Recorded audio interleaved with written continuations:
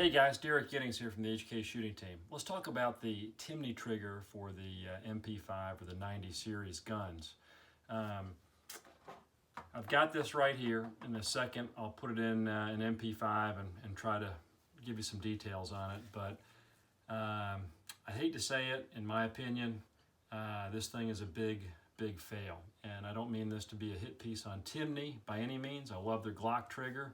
I used the skeletonized AR trigger, single stage. Those have all been great. Timney had an issue with one of the Glock triggers, and they sent me a new bar right away, and problem solved. So they've been great, but this thing I am not impressed with at all. I think it probably needs some refinements, and maybe this is still beta testing and collecting data, but it could be a lot better than what it is. So stand by, let's talk about it a little bit and compare it to my competition trigger, and we can just kind of dive into it, okay? Stand by. Okay, so here's the Timney MP5 trigger. Of course, when you get it, it does not come with the ejector lever or the ejector lever spring that goes right in there. You can put new ones in to match your caliber in terms of the ejector lever, and buy a new spring, or just take it out of the existing gun you might already have. So it doesn't come with that, but that's easy enough to drop in and go. So from that standpoint, super duper easy. A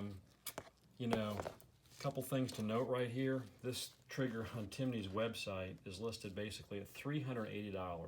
So in a lot of cases, by the time somebody pays shipping or taxes or whatever, I mean, what you're looking at here in most cases, and maybe you can get it some other places less expensive, but let's just call it for all intents and purposes almost a $400 trigger to put in your MP5 or 90 series style gun. So that's some significant money for a trigger. In comparison, you take Geisley, one of their most famous, the SSA or SSAE AR-15 trigger. A trigger like that, might normally retail for $240, but you can generally find them for $169 to $180 for a really first-class, two-stage trigger. So this is significantly more expensive, and it doesn't even come with everything you need. You got to supply your own ejector lever and spring. Okay, so those are just some numbers behind it. We'll drop it in my gun in just a second, but what I'm going to compare it to is the competition trigger that I'm using, which is a factory trigger that I've done some work on, so it's a little bit lighter than the standard mil spec trigger, but for all intents and purposes, it's a mil spec trigger. And we're going to compare that to a $400 upgrade, okay? I will say before we kind of dive into it that having played with both the Timney and the Heckfire, okay? So both of these are sold as two-stage triggers. Again, I've said in my other video on the Heckfire two-stage 90 series or MP5 trigger is a lot like the Geisley SSA two-stage trigger in terms of its feel. This doesn't feel anything like other two-stage triggers I've played with. So let's look at some different triggers here and then talk about this. Okay guys, here's my competition trigger in the gun. It's his factory trigger, standard factory trigger. I've got the trigger pull. You have to trust me on this. It's about 4.5 pounds, actually about 4.4 to be exact. It's got the match sear spring in there. It's worked great for years, wonderful trigger. So let's pop this and show you what it kind of looks like here, okay? Boom.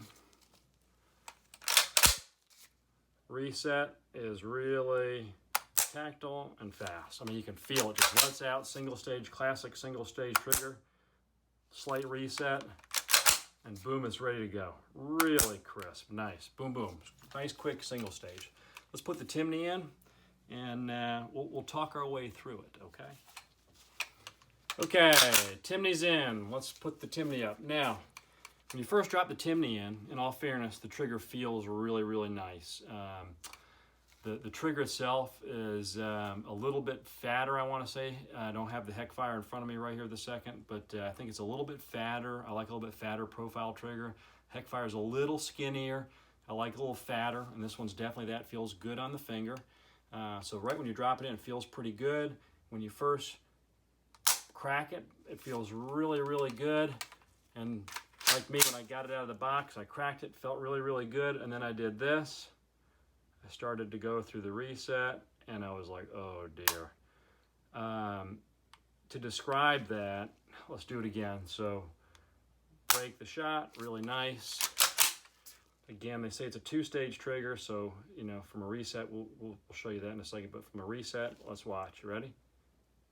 It's like, it just keeps going, and then it's a kind of a, it's a weird let out. And then it is, you know, just a little bit of take up there to the wall and a nice break. Let's see if we can get it, if you can see it from. So if I had to describe it, again, two-stage trigger, meaning when you put your finger on the trigger, you take the slack out of it, take it to the wall, which is right there, you can feel it, and then you pull through the wall, fires, and your reset is where you let it back out to that wall.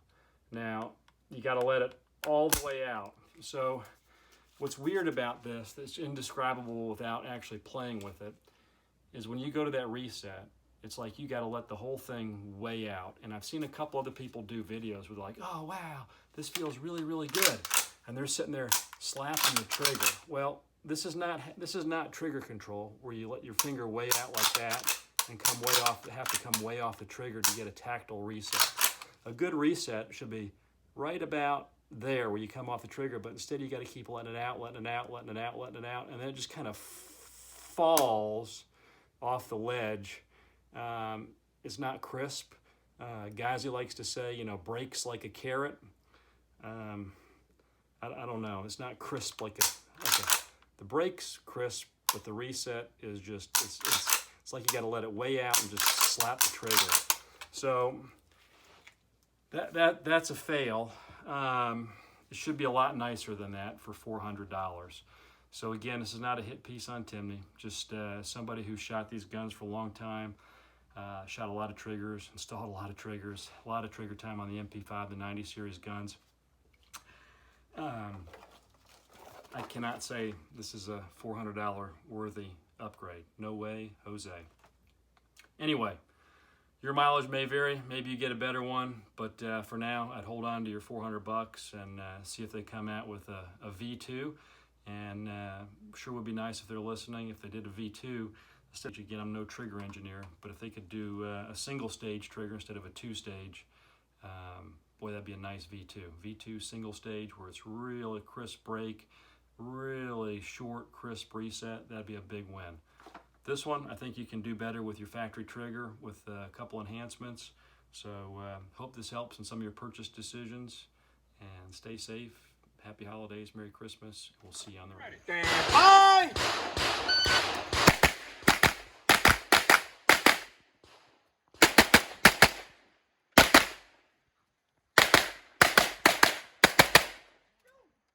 You are finished. Unload, show clear. Clear. I need a hammer.